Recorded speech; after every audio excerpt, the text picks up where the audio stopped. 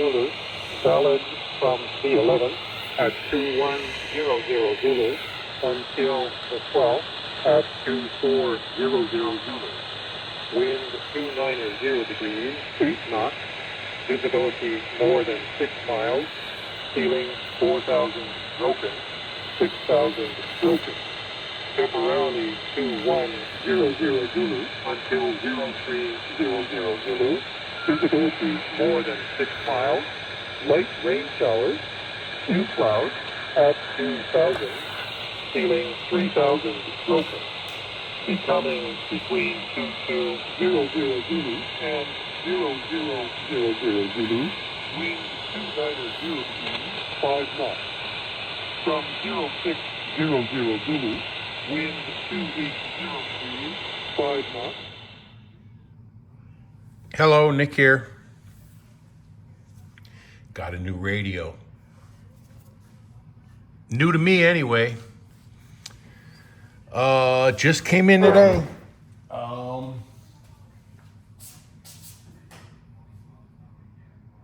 I've been just messing around. I'm muting the TV, sorry. It was running in the background. Just came in today. Got it off eBay. This is a Grundig Satellit 5000. Is this the? I think this is the European version. No, it's not. This is the US version. See, it doesn't say U, it says FM over here. And then for shortwave, the European version said K instead of S. But the only thing different is the labeling. You still get a long wave band, which is basically useless in the United States, and then 4 shortwave bands here, long wave medium, 4 shortwave bands, and then an FM band. And then this button here is for the external antenna, which I'm using to bring in Trenton Military that you just heard on USB. Wait, USB you say? If you're familiar at all with these Grundig satellite radios, you know that they didn't come with that normally. Some of them had an optional SSB pack. It's like this big, and it had a cable and there's a connector for it, and you just plug it in the back, and then you could tune it. You could also, when you ordered the radios from Grundig, you could also order them with a BFO inside of them. This one has it. I watched a video by Radio Cruncher. He's a dude that likes to fix radios and have conversations with all of his viewers while he's drinking beer. It's the best show in the world, okay? Anyway, he had a 5-hour program on fixing one of these radios. Now, I didn't sit there for 5 hours, but I did watch some of it. And on the back of the radio, and I'll show you that in a second, his radio, where I have controls, he had 3 empty slots. There was just nothing there. And this one has a slot for a BFO, a slot for an optional manual gain that you can turn off the automatic gain control and switch it to manual gain, and you get a rheostat to adjust that. And then there was a switch for something else, and when we go around the back side, I'll get a flashlight and show you. Hell, let's just do that now. Because I didn't even know this thing had this BFO option until I started digging into it and trying to clean it up and stuff after it came in. And I'm like, wait, what's that? Why is that there? I was so excited to see that. All right. So I'm gonna have to take the camera out of the tripod because I got so much crap back here. All right, bear with me. All right.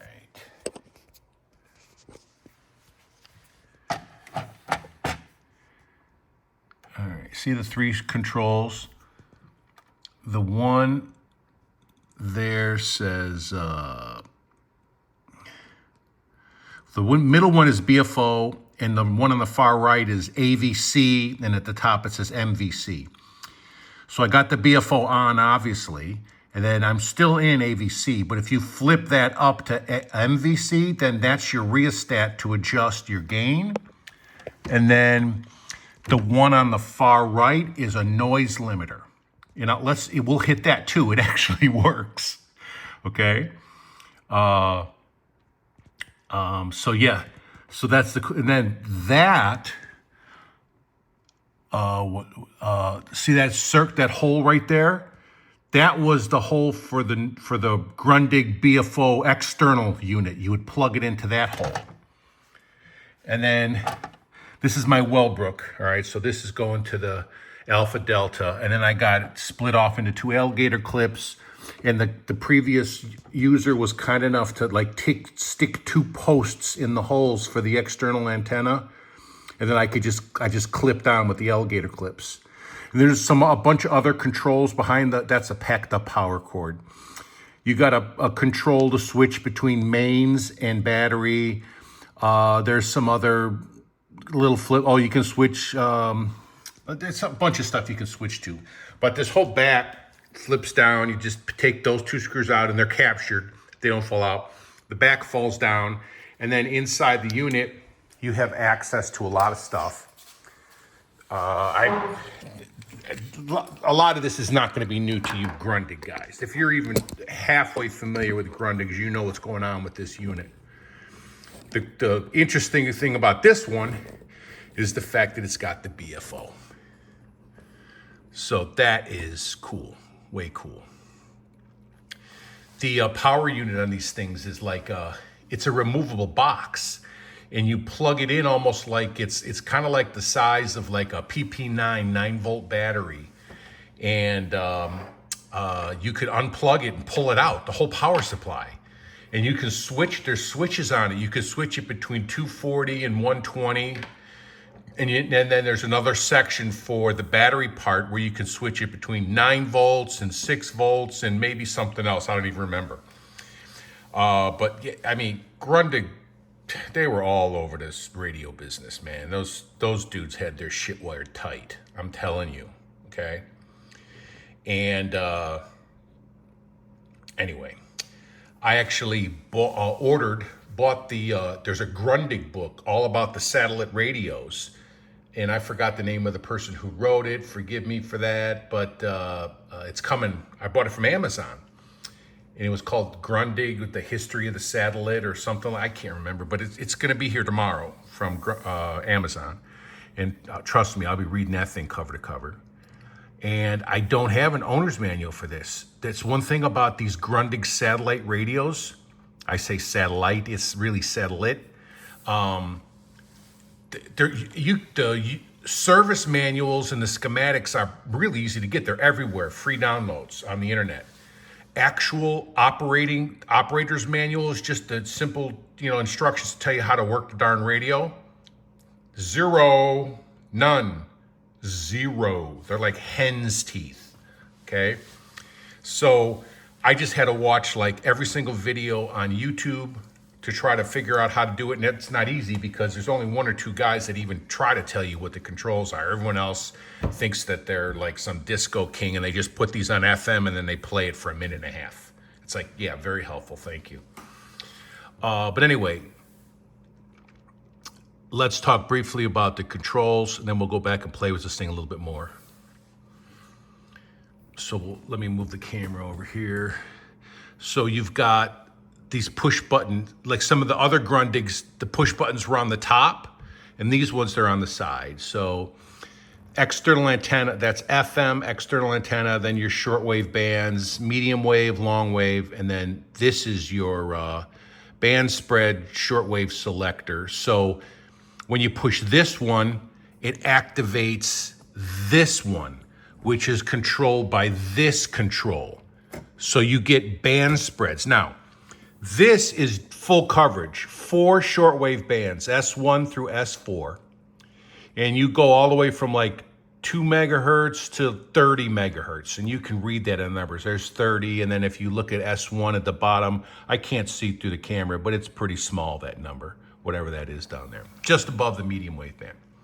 So you've got full coverage, but there's no real band spread. There is a fine tune, but the fine tune is just like, I don't know for a fact because this thing is so coarse you can't really tell, but I'm gonna say it's less than a kilohertz in either direction, okay? So it's helpful, and God, I definitely needed it when I was tuning in that USB signal. But when you put this on, there's, what does that say? S5 to S10. So here's 1, 2, 3, 4, and then that's 5 to 10. So there's 5 of these, but they're spreads. They're spreads for the major shortwave listening bands. So it's not full coverage. So like this one goes, so this knob here tunes these, this tunes these, this. So this one goes from like 11.6 to 12.1, and then you can see this, all right? I don't have to read it to you. But those are the popular listening bands in the 60s when this radio was made. All right, now you do get the 40-meter ham band, and now I will be trying that with the BFO. When I got this radio this morning, obviously there really was nothing there to listen to. But I was experimenting with this band, with this shortwave band spread section. And I got on it and I started up here at the top one. The highest signal is 18 megahertz. And, right? Yeah, 18. And then I compared it. I got it sitting right next to this Eaton E1, which is an incredible radio. And I'd take the Eaton and I'd tune it to the lowest, so like 17, whatever that number is behind the pointer, 4 or 5, whatever it is. And I'd go up on the Eaton, and if I found a signal, I'd switch my antenna on the block, on the alpha delta switch to this one, and then I'd run this up, and the scale readout on this is almost perfect.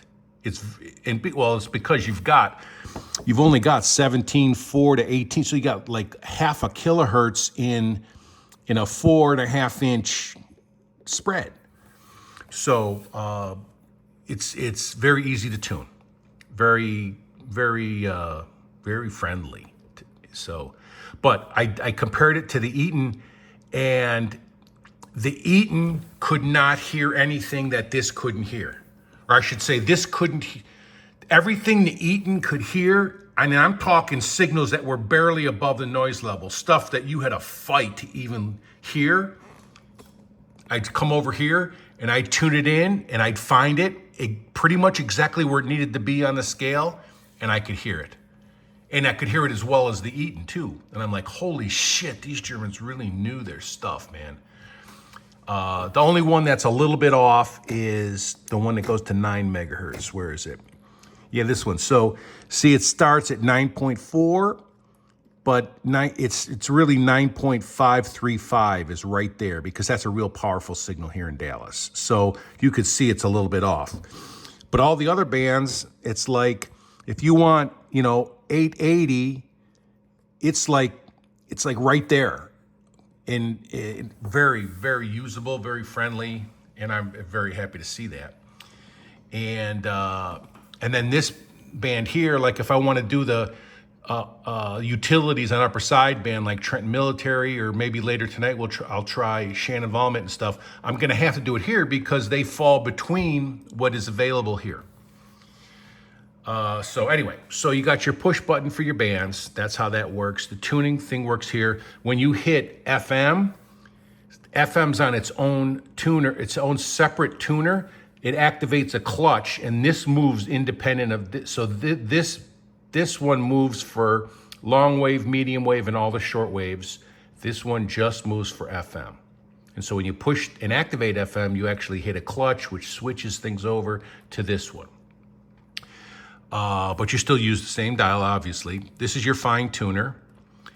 I actually put that little red model paint. I used the tip of a toothpick to put that on there, and I put it exactly in the center of the travel of that knob, so I know exactly where the center is. This is a tuning meter. It's not a strength meter. It just tells you when you are best tuned to the signal you're trying to listen to. This is your AFC. So in the middle, it's AFC up is AFC off. And if you go all the way down, this will read your battery strength. See that? I just put new batteries in, so full. This is your off-on switch. Click, click. If you click it to off, that red shows white. Really cool. The controls on top, pretty straightforward. You got volume. I'll skip this one for now. This is bass and treble. And then this, you see the picture, you got 2 speakers or 1 speaker. I don't know, hopefully you can see there in that light. So when the 2 are exposed, that means you're activating that there's a little tweeter in here behind this thing. So you got a main speaker and you got a tweeter. And you can turn that off. And then that's it up there. And then the control here just flips this. And then obviously it's got a nice long antenna. No controls on this side. You saw the back. And I'm very, very lucky and happy this radio works very nicely. I mean, if you're gonna bring in Trenton Military USB at only 6 p.m. or what time is it? 6:15 p.m. Yeah, you're doing something right. Or I should say the radio's doing something right. So yeah, very happy about that. So let's get back to messing with this thing. Now, obviously, that Trenton Military is gone because they only go for 10-minute blasts. So let me flip the BFO off. Did you hear that? That's the noise limiter or noise blanker. I forgot what they called it. So it's on. The noise limiter is on. Noise limiter off. On.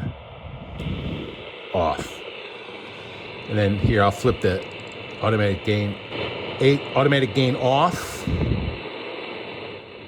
I just rolled the rheostat all the way down, and I'm bringing it up now. Now we're back into automatic gain. Oh, there's a light. There's probably a couple of bulbs in here. I'm on battery power. When you're on batteries, the lights aren't on. You have to press this. Actually, I think it only works in medium wave. It was working before. If you press this, the light came on. It was working before. I'm sure that rarely got used. It's not working right now. It was working before. Either the switch is really dirty or something. Anyway, you press it in and the lights come on. When you're on mains power and you got it plugged in, the lights are on all the time.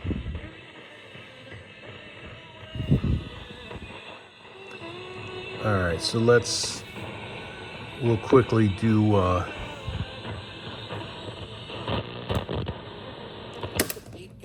FM. Right. And then that transitioned into a freaking. And I like to turn AFC off his body couldn't contain it with all the things that he was when I doing tune to it. because AFC locks you into a Kids, signal. It's hard to Sopranos, tune. It's a 2-part documentary. It's really, really good, but yeah, it dives deep. Saturday, September 4th.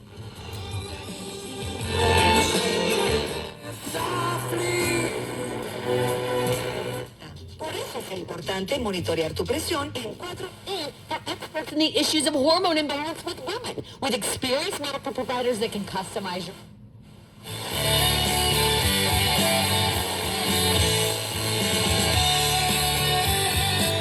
Hear that? Tweeter off, tweeter on. All right, it's enough of that. We don't need a strike. Medium wave over here. 잘 어울리는 노래 두 곡이. Now, if you have believed right? We love the word, the catalyst, the spark, the one that gets you going. And then, of course, this momentum just takes over from there. shortwave band spread. So I don't know, for giggles, let's see if there's anything on the 49 meter band. All right, so hit the manual, the external antenna. We'll come down to the bottom.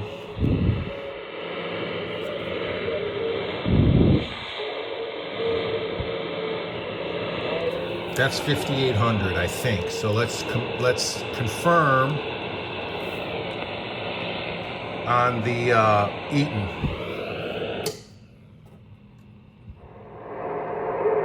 Hear it? Just some guys mumbling in the background real weak.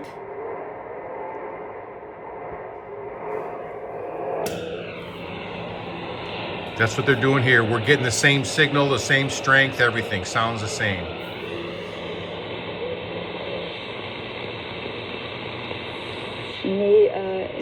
There's 5850. And notice where we are, exactly halfway between 5.8 and 5.9. And in case you think I'm lying.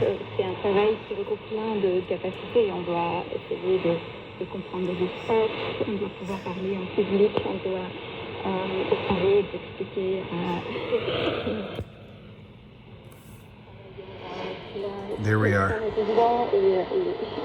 See, I mean, the sun's still up, all right? So these stations are all going to be a little, coming in and out. They're not super strong yet until the sun starts going down. But this is getting all the signals just as well as the Eaton. I'm very happy with this.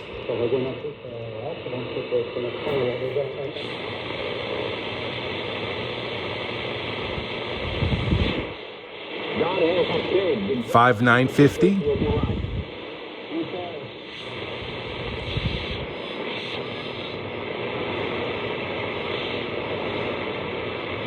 That might be 5,980. Let's see.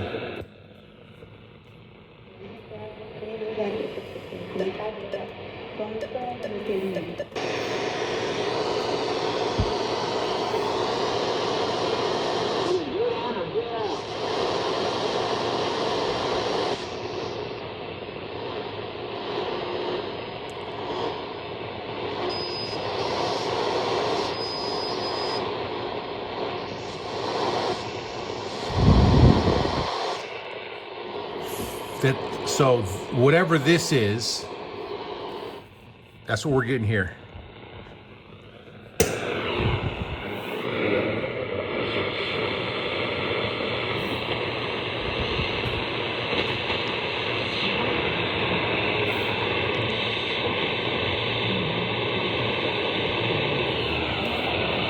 That might be 6070. Let's confirm.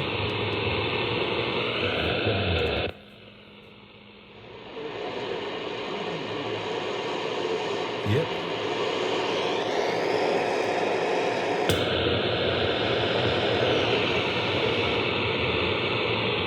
It is, and these will all get much stronger. 105. But no, I'm very, very happy with this. This thing is working great. This stuff over here, I'm really happy because it's super sensitive and super accurate. It might be early, like I said, it's only like 620. Let's go to that 7 megahertz ham band. What do they call that? 40 meters. And let's just, for giggles, see if there's anything out there.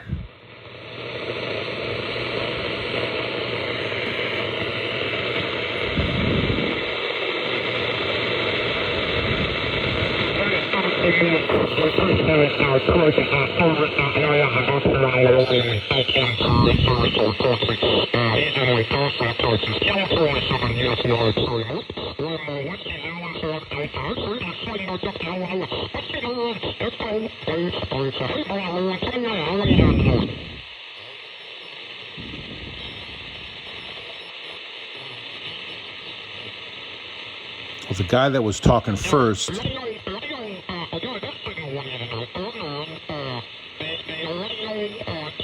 he's so strong.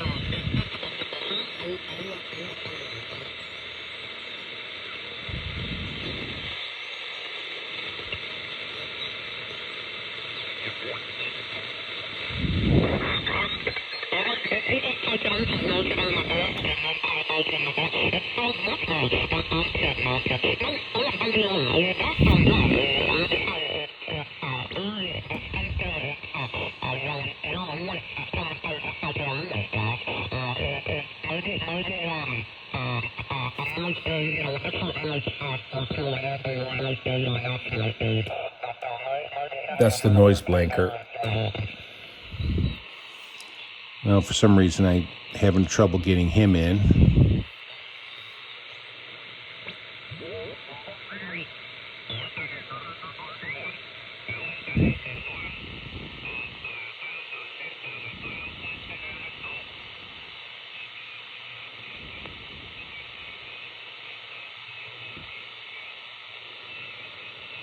Oh, you know what? Maybe the BFO only works on the normal, what do you call it over here? Non-band spread, because it's not doing anything. Maybe I can manually tune him.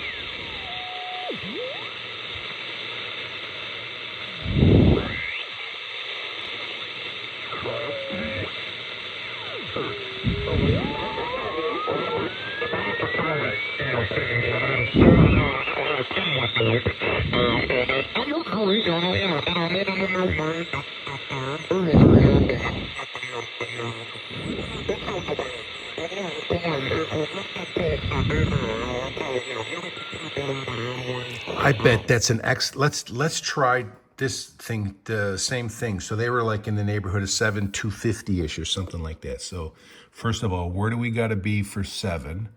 That's S2, right? 3, 5, S2. I'm having a hard time reading this. All right.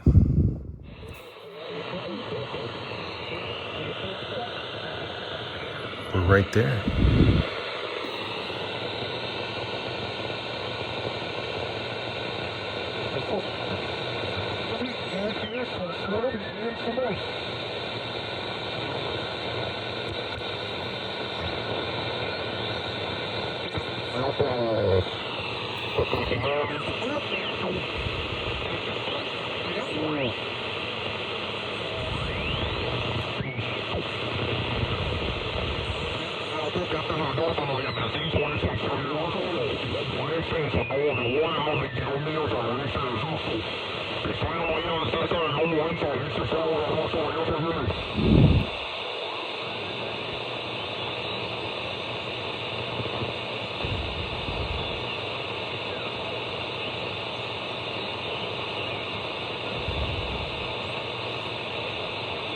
Figures they stopped talking.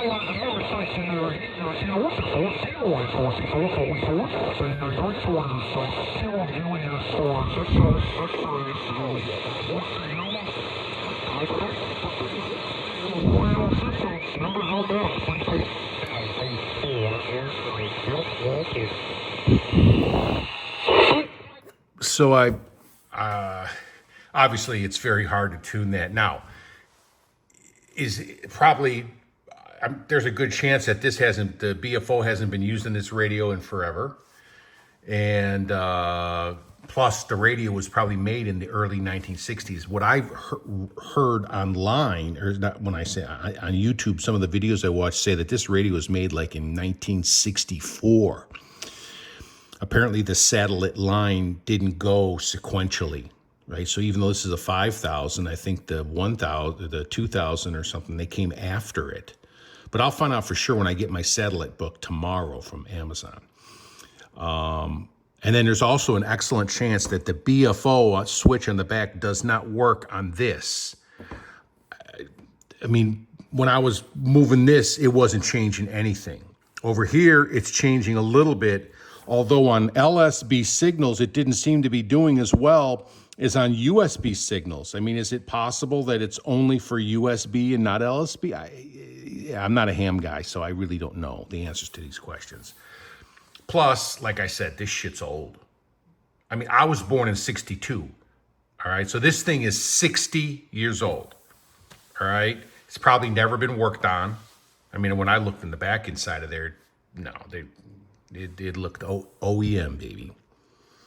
And but anyway, but for normal shortwave and all the other stuff, I mean, hell, we were listening to Trenton Military, so that was working there. But I'm very happy. So I'm going to play with this some more and get the book and read some more about it. I was very surprised to see that BFO switch on there. And then I'll do another video on it and we'll compare it heads up, like I'm getting signals to the Eaton, which is literally probably my best portable radio. It's in fact, the Eaton is as good as any of the most of the desktop, tabletop type receivers. It's an awesome radio. So anyway, that's it for now. Thanks for hanging out.